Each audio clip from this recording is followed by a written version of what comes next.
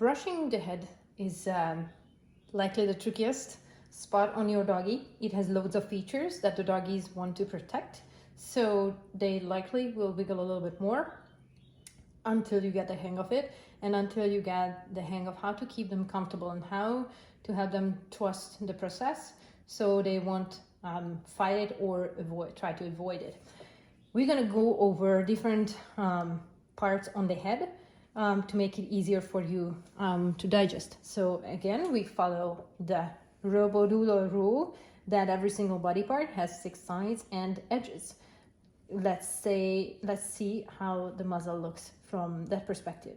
The muzzle has the top, the bottom, the chin, the sides with 2 lip lines, upper lips and lower lips, and front and back.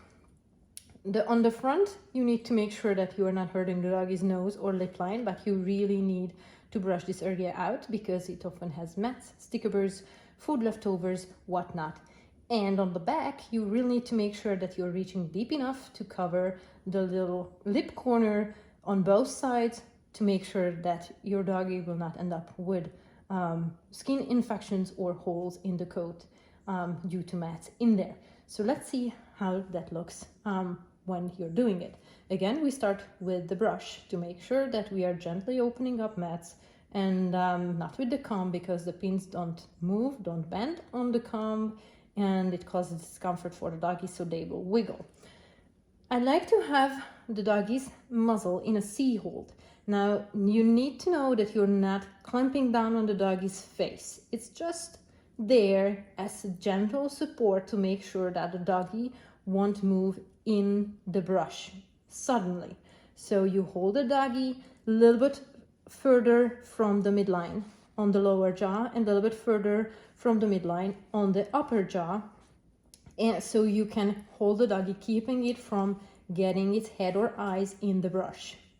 That's a security hold, and you're not clamping down, and you need to make sure that you're holding the doggy's muzzle in a way that you're not too close to the eyes, because that will bug them, and you're not too close to the nose because you can stop the airflow. Because if you check your doggy's nose, there is soft tissue there, and if you press down too hard in the front area, then your doggy will have a hard time breathing through its nose. They still can breathe through their mouth, but we want the mouth to be closed so you won't hurt the lip line.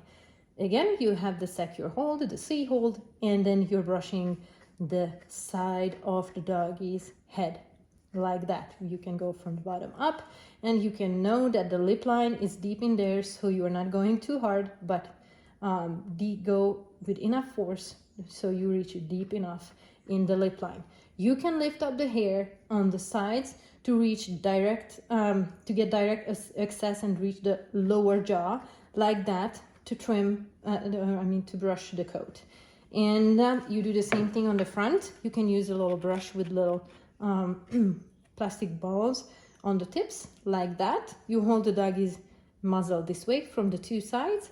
You brush the doggy's hair like that, or you hold it from the bottom. Some doggies like it better this way. And you brush the front so there are no mats and tangles. You do the same thing on the other side like that.